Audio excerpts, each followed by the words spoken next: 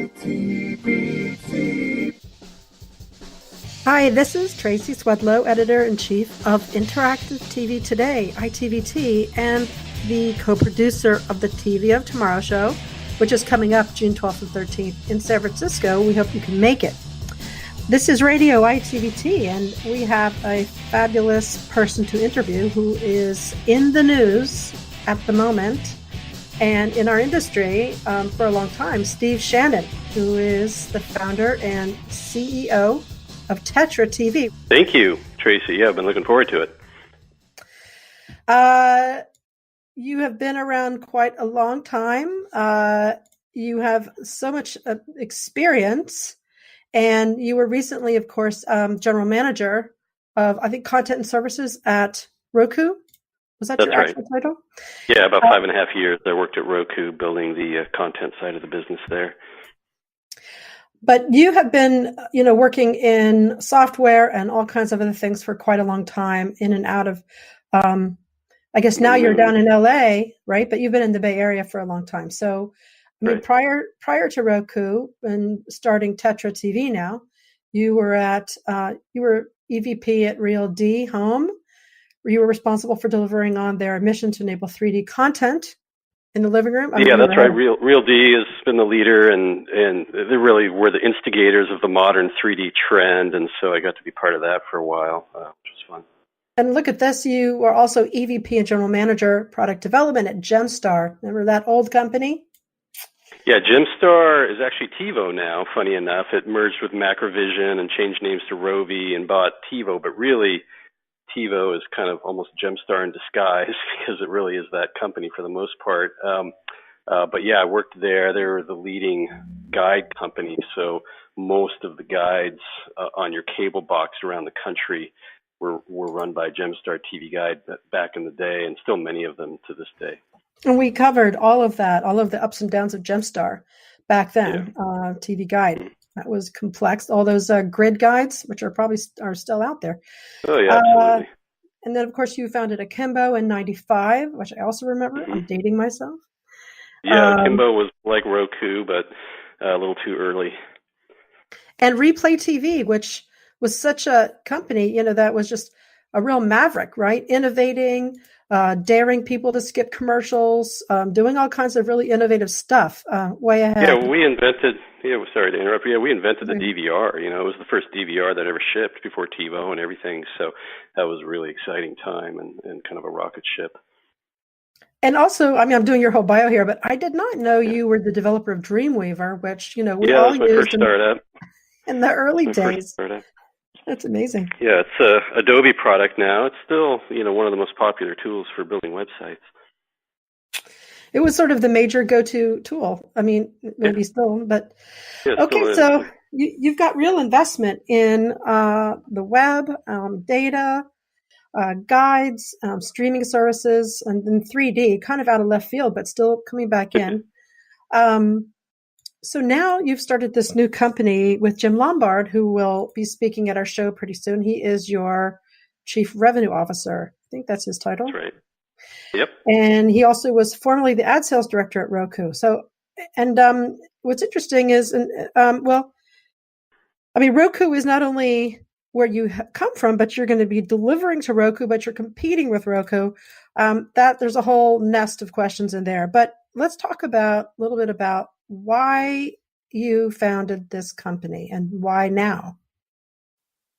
Sure. Yeah, it's exciting and it has been really well received. It is a B2B company, and I think most people knowing me assume that it's some kind of a consumer play, which is not at this point. But it is a need that we saw in the marketplace. The streaming market, the market for streaming content to televisions is obviously growing tremendously. It's reached scale. It's big now, but it's still tiny relative to traditional style of television viewing. But that's all changing at a crazy rapid pace, and you have the traditional style of television, switching over to streaming, and so all of the advertising is also switching over to streaming, which completely retools the whole infrastructure and the opportunity behind ad-supported television.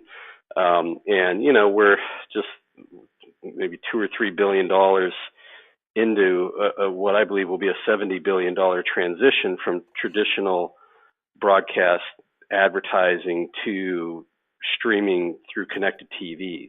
And so advertisers love this stuff. It's great for them because it's really the most powerful type of advertising that there is.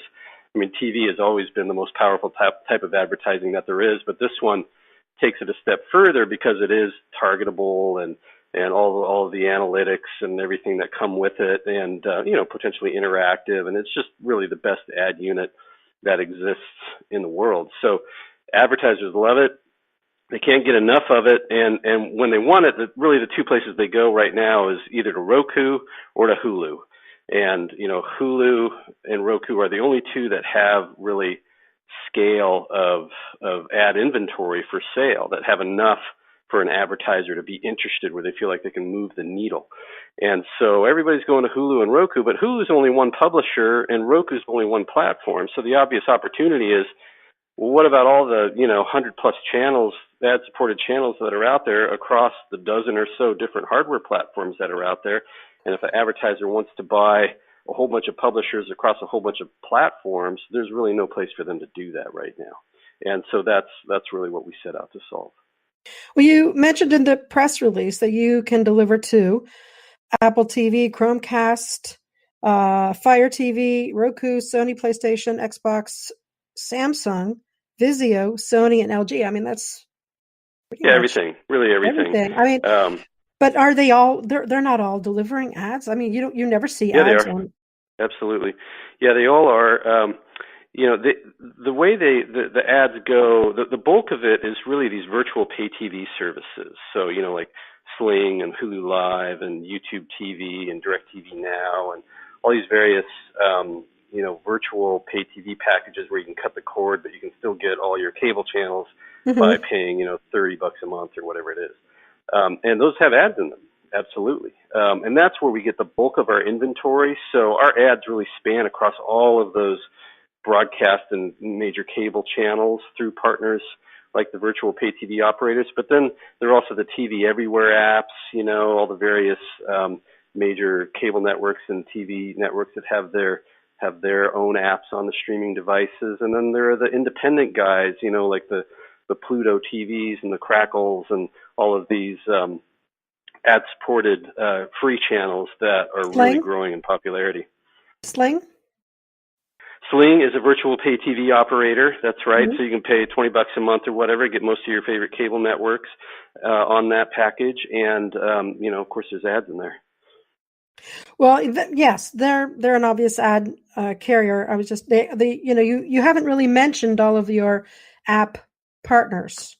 You just mentioned your platform partners, and everybody is saying like you haven't mentioned your app partners. So who can you name? Nobody, not every. Yeah, we don't, as a matter of policy, name them. I mean, the truth is we have most of them. We have just about everything, and there are very few that we don't have. But the reason why we don't speak to them specifically is these organizations, they have their own ad sales groups, and so they go out in the market and they're selling. If they're selling ESPN and they're selling SportsCenter on ESPN, or they're selling This Is Us or whatever show that they're selling.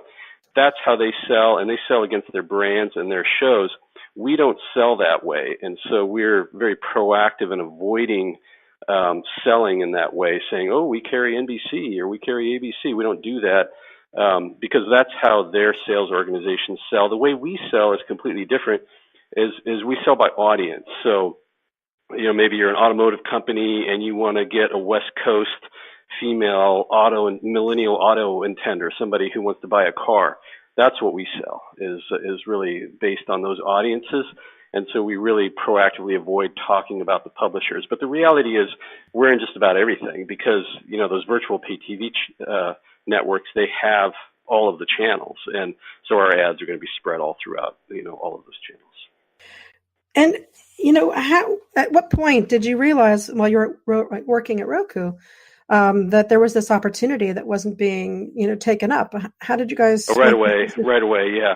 It was pretty obvious that it would be a better product to take all of these publishers that we were partnered with and working with and be able to sell all the platforms. But of course, Roku is not really in a position to go sell ads on Apple TV or Amazon Fire TV, right? They're competitors. So it's awkward for them to do so. I wouldn't say it was impossible, but it's awkward for them to do so.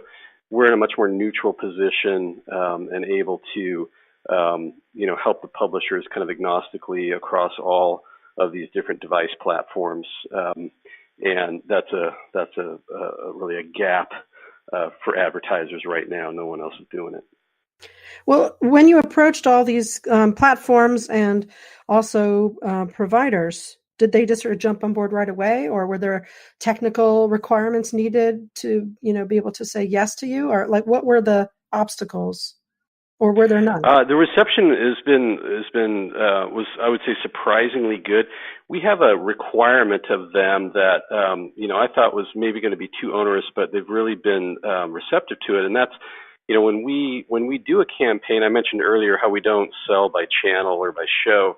But ultimately, they would like to know after the campaign has run, where their ads run, like what channel their ad ran on. And so one of the requirements when we buy inventory from a publisher is that we can report that after the campaign is done, not before. We're not going to guarantee a certain percentage on a certain channel or anything like that. But after the campaign is done, we tell them where their ads ran. So it's a transparent reporting process that we have. And I was really surprised how receptive and understanding the publishers were to that. And then when we made our announcement just a week or so ago about just the launching of the company, we got a ton of inbound interest. More publishers interested in having us help them sell. So it's going really well on the publisher front. What about the companies like Netflix? Aren't they? They're sort of toying. Well, they don't have ads, so I know that. I know, but they're toying with it, right? It's sort of like out there being discussed. Yeah. I mean, I'm surprised that they don't. Maybe they're working on a virtual pay TV product. Kind of like what Hulu did with Hulu Live, where they had a subscription, $7 subscription service, and then they came and they added the full TV package on top of that, and I think they're having a lot of success. Upgrading people into the full TV package all through the Hulu UI there. I wouldn't be surprised if someday Netflix made a similar move, at which point they would be in the ad business. But I have heard no inklings of that, and I know they're pretty careful about the simplicity of their consumer experience. So I don't know if that's a path they'll ever take or not. Back to something else you said. You mentioned cable. I know. How is this going to work with the cable guys? They're very protective. Yeah, so you're talking about cable operators, the wireline cable operators? Yeah, well, I saw a cable mentioned somewhere, and I thought you did. No, are you not delivering? Well, let's see. So, we are really, I would say, capitalizing on the cord cutter phenomena, right? So this is people who are canceling their traditional cable subscriptions and instead using like a Roku or an Amazon Fire TV or a Chromecast or Apple TV to get all their content. And then if they still want, Fox and ABC and NBC and all the Viacom networks, Nickelodeon and Comedy Central and MTV, and they want Discovery Channel and all that stuff, then they're still going to have to get a bundle from a virtual pay TV operator. And that's really where we're playing. So we are definitely capitalizing on the cord cutter phenomenon. I would say, we probably will work with some cable operators because they have TV Everywhere apps too, right? So like Spectrum has a Spectrum app on Roku and on Amazon, and Comcast has their Xfinity app on Roku. So, and there's ads in there. And again, that we could potentially partner with those cable operators to help them move that inventory. We'll see, but they are not in the mix right now for us at this early stage. It's interesting how you have to work, like the cable industry can still work around its own business in order to generate revenue. It's the big companies, and at the end of the day, people got to make their numbers, so they do what they got to do. And, I also know that, I want to talk about the fact that I see that you're it's an open advanced advertising platform. Can you discuss what that means? And I mean, Yeah, it's really what are you guys a using? marketplace. It's really a Mm-hmm. marketplace where publishers can put their inventory into, and then we work with a wide variety of data vendors. We're engaged with companies like, of course, Nielsen and Axiom and Experian, and some smaller entrepreneurial companies like Placed and 4Info, and there's really a whole slew of them. And gluing all of that data together, along with all of that ad inventory, and then adding a layer of data science to sort of make sense of it for the advertiser and make it as efficient as possible, is really what we do. So the platform is, put in your inventory, put in all of this data, add a layer of data science on top of it using software, and then generate the reports, look at the performance, go back and iterate from there. Okay. And you also mentioned that you will be able to, potentially deliver interactive ads, which piqued my interest, of course, because that's, interactive TV Right. today and everything. So what do you think about that? Yeah. Since there's such interactivity has reemerged as a positive thing. Yeah. I was interested to read about the Black Mirror experiment that happened on Netflix with the, I guess they people choosing different endings and things like that, and that had a lot of uptake, which is kind of nice, to see people actually interacting with their TVs. The interactive thing is really the big difference between mobile/desktop versus television, right? And so in mobile and desktop, you can really count on interactivity in the campaign to measure results, right? So all the way to the point where the advertisers may pay based on performance, right? They may pay based on clicks or on purchases or some kind of outcome like that. Whereas TV, because it really hasn't been interactive by and large, those outcome style of campaigns are very difficult to achieve. So it's always been more CPM based, pay a cost per thousand, and then go back after the fact and sort of measure what happened. But it's sort of spray and pray type of thing, and interactivity, to the degree we can get that introduced more so in television advertising, really closes the loop and helps the advertisers move to paying more based on an outcome methodology versus a CPM methodology. And that's the future. That's what everybody wants to do. But interactivity is a tough thing to get people to engage with on televisions. Every year it gets a little better, and we're certainly hopeful that it will. And we love doing those campaigns where we can. We absolutely can do them. But it's still the small minority of campaigns. And so where that leaves us is we still have to achieve some style of pricing. We still have to be able to tell a retailer, for example, that they can pay us based on the lift in store traffic that they got from the campaign versus just the CPM or the lift in brand awareness or the lift in website traffic. And so measuring that attribution from a user getting off the couch and going over to their computer and logging into a website, or getting in the car and going over to Target and buying something, that's difficult to do.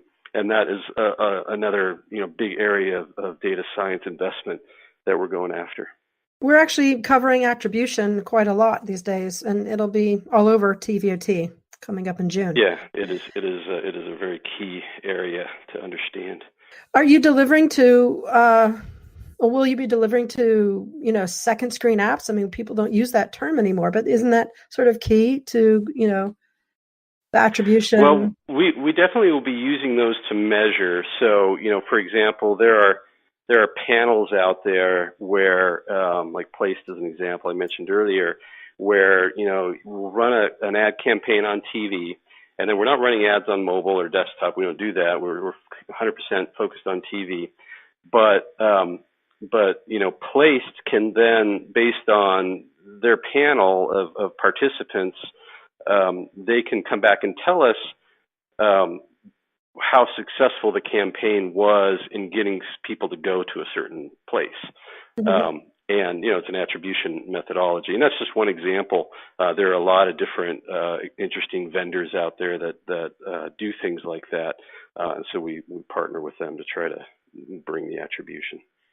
I know you said that your partners will have their own, software layers or data layers where they can, pick their segments and things like that. But will you be offering a, a series of different artificial intelligence providers from which they can choose, or will they be able to deploy that from their perspective? How will that work to make the experience easier? We have databases, where we ingest this data, and so we partner. There are all different kinds of ways, whether you're talking IP address or device ID, or of course many of these subscription services have they know who their subscribers are, and we can work with them to do things to make the ads more relevant. And it's important because it's the whole point really is to eliminate waste, right? And so if we can not show dog food commercials to people who don't have pets, or not, show diaper commercials to people who don't have kids and that kind of thing, then we can just get rid of all that waste.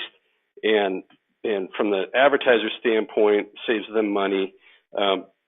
From the consumer standpoint, the main goal there really is to reduce the ad loads. And we have reduced the ad loads for on demand, right? I mean, ad pods and on demand are hopefully just 2 or 3 ads. Now linear, because linear is still predominantly broadcast, the ad pods haven't started shrinking yet, but when we get to the tipping point where the majority of linear television is being consumed over the internet, then I think those ad pods will start getting shorter, hopefully down to 3 or 4 ads instead of 5 ads plus. And that's all just by eliminating the waste. And so, and that's all about data science and artificial intelligence, basically understanding who's out there, and doing the best we can to just make it work for them. Is it your hope that you'll provide? Now, maybe I'm feeding you the question, but the answer. But is it your hope that you'll provide such great service that, to some extent, these companies will start relying on you rather than their own in-house teams? Do you want to become, the go-to service to enable, the entire advertising experience? Is that the growth channel? Well, yeah, of course we want to provide as much service as we can. And you're right that some of these agencies do have in-house teams that they would seek to use. But from a publisher standpoint, there's always remnant inventory. There's always a number that needs to be made in a quarter. In fact, there are a lot of publishers nowadays who just don't have sales organizations. They're just completely dependent on third-party sellers like us, and when we announced our company, it really shook the trees, and a lot of those have come forward.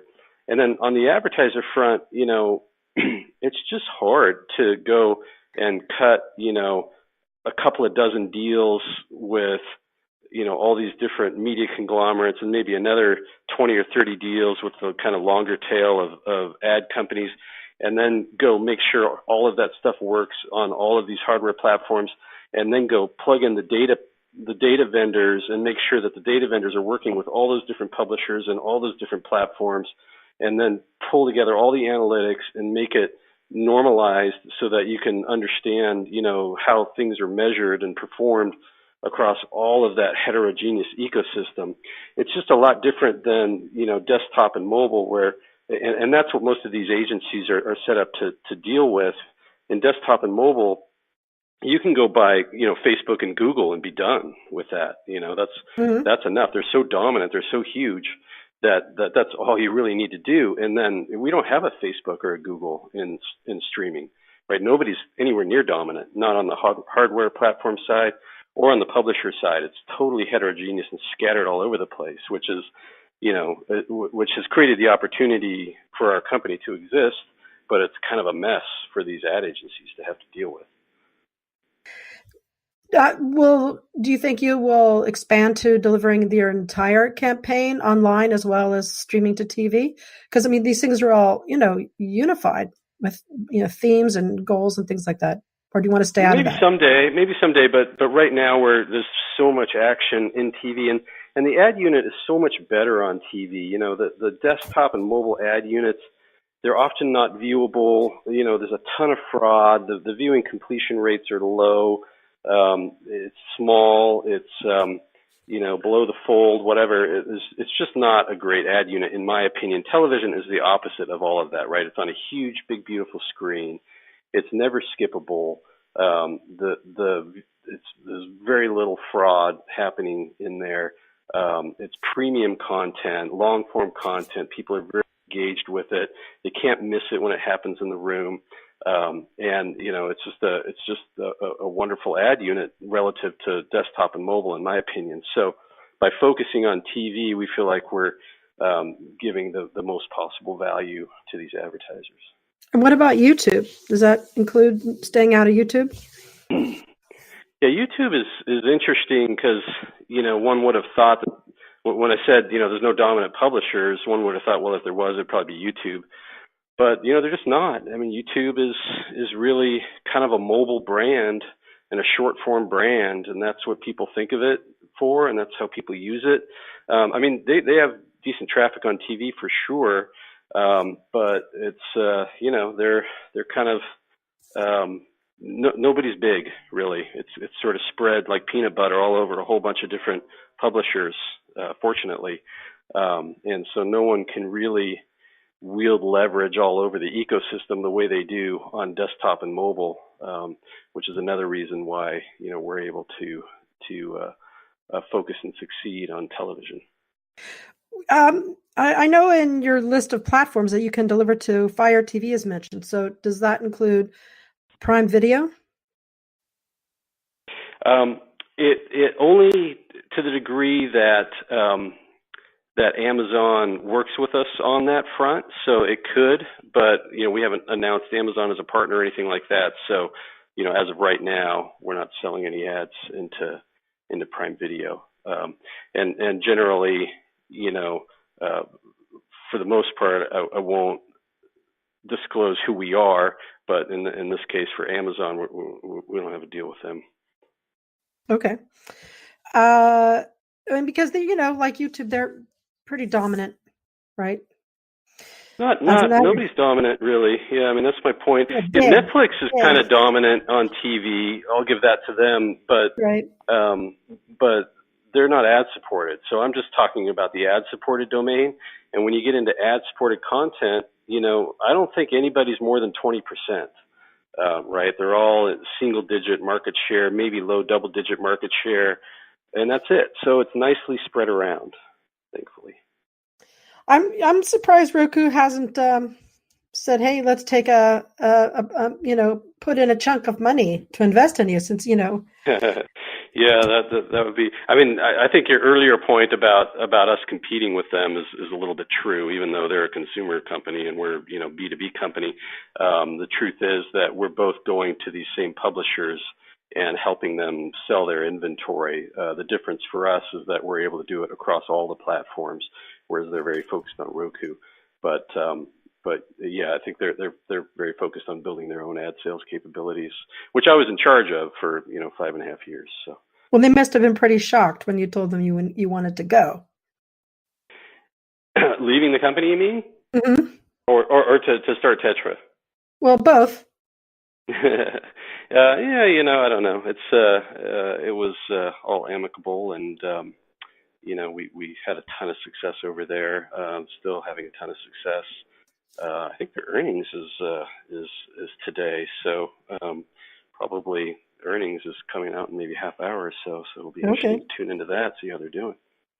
Well, what else haven't we addressed here? I mean, I guess, onto the investor side, you guys have not named any investors. Is this being powered by you and Jim, or do you have some? Yeah, it's private investors. Investors. We're measured on our growth, really focused on quality of service, to our clients and to our publishers. So we're gonna, be careful in the business that we take and the speed with which we grow. But yeah, it's just funded privately at this moment. And what are the goals for the next year or two? You guys were promising to be able to deliver 50 million household audience. Is that true? Or to we have a device. We have a graph, a household graph. We call it an audience graph. So it's essentially a database that we can target against for these campaigns, and so that helps us, right out the gate, be very analytical and targeted in the campaigns that we deliver. But, to your question about what's the goal for the future, in addition to obviously just building our book of business, it's really investing in our data infrastructure, our data science, and just hiring. We're hiring right now, and getting a lot of good resume flow, but never too much of that. So really just building the company, hiring, and building the infrastructure of software to help help solve all of the issues that exist today in the connected TV ecosystem. It's very primitive still. It's pretty rudimentary, so there's a lot of work to do. Well, and then of course I didn't really touch on the potential for delivering all of this to ATSC 3.0 enabled platforms in the future, which of course will be a massive opportunity of growth for you. Right. So yeah, I hope so. We haven't started focusing on broadcast inventory like that. We've heard ideas cropping up, even around like traditional cable VOD. There's a lot of ad inventory there that isn't really targeted or hooked up to any kind of advanced technology infrastructure yet. Like you say, this kind of ATSC 3 type of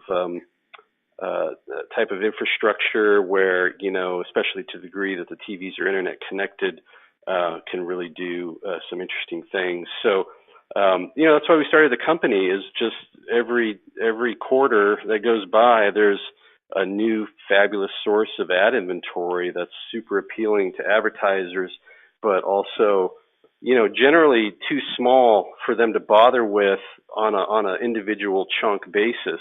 But when you pool it all together and pull all these kind of little, bits and pieces of service providers that are out there and add the data into it, then we can deliver that at scale to advertisers in a single package, which is compelling. And I mean, I keep thinking of questions, but how are you going to let people know you exist other than through, methods like this and general networking? Because there are so many independent publishers out there who have libraries of content that have yet to figure out how to monetize it. They want to make an app, they want to get it on the big screen, but they don't know who to talk to make that partnership. Or are you primarily telling your platform partners, hey, we're available, use us when how are publishers going to find out about you? Yeah, good question. That's definitely the day-to-day work, and certainly conferences like yours are a big part of that, marketing, right? Getting in front of folks at industry events and through PR, working with the trade publications and just trying to get the word out there. And of course, there's direct sales.